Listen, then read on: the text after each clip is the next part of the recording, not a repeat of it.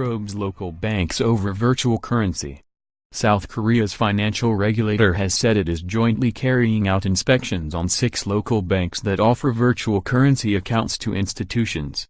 The joint inspection by the Financial Services Commission, FSC, and Financial Supervisory Service, FSS, will check if banks are adhering to anti-money laundering rules and using real names for accounts, FSC Chairman Choi Jong-ku told a press conference.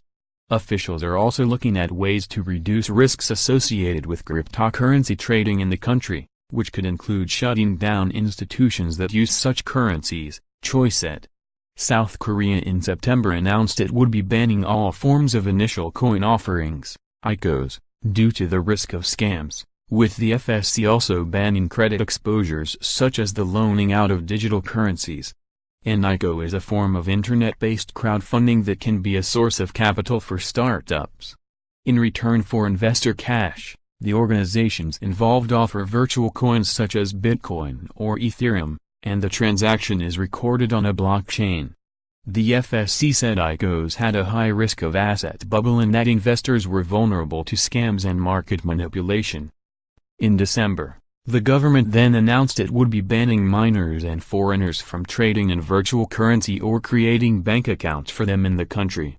It also said it would also be taxing profits from income from virtual currency and imposing stricter authentication for traders.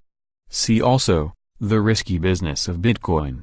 High-profile cryptocurrency catastrophes of 2017. China in September clamped down on cryptocurrency trading by banning ICOs with a recent ruling from the People's Bank of China labeling them illegal. As the offerings are often based on speculation, the country's regulators believe they are likely linked to illegal financial activities, which seriously disrupt the economic and financial order. Similar steps have been taken in Vietnam, with the State Bank of Vietnam ruling in October that cryptocurrency, including Bitcoin, is not a legal method of payment.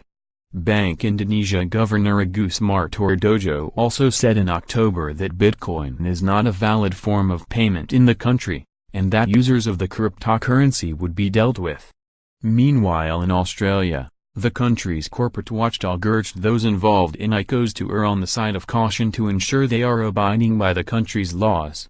The guidance from the Australian Securities and Investments Commission followed the country's government announcing that it would be aligning the GST treatment of digital currency, including Bitcoin, with regular money as of July 1, 2017, in a bid to promote the growth of Australia's fintech industry. This measure will ensure purchases of digital currency are no longer subject to the GST. Removing double taxation on digital currencies will remove an obstacle for the financial technology, fintech, sector to grow in Australia, the Australian government said in May. The Australian government then gave the go-ahead for the Australian Transaction Reports and Analysis Centre, Austrade, to monitor cryptocurrency exchanges, with legislation also requiring digital currency exchange providers to enroll with AUSTRAC and register on its digital currency exchange register. See also, Bitcoin owners and currency exchanges emerging targets for criminals. Similarly, the British government last month began mounting a crackdown on Bitcoin amid rising concerns about money laundering and tax evasion, with UK Treasury revealing it was looking into regulating cryptocurrencies. At the time, Treasury said it intends to regulate the digital currency to bring it in line with anti-money laundering and counter-terrorism financial legislation. Under the European Union-wide plan, online platforms where Bitcoin is traded will be required to carry out due diligence on customers and report suspicious transactions, with the move designed to end the anonymity which has made the currency attractive to criminals. With that,